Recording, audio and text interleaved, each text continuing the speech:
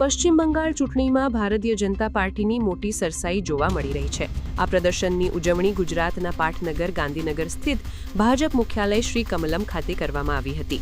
મુખ્યમંત્રી ભૂપેન્દ્ર પટેલ, પ્રદેશ અધ્યક્ષ જગદીશ વિશ્વકર્મા અને નાયબ મુખ્યમંત્રી હર્ષ સંઘવીએ એકબીજાને બંગાળની પ્રખ્યાત મીઠાઈ રસગુલ્લા ખવડાવીને ખુશી વ્યક્ત કરી હતી।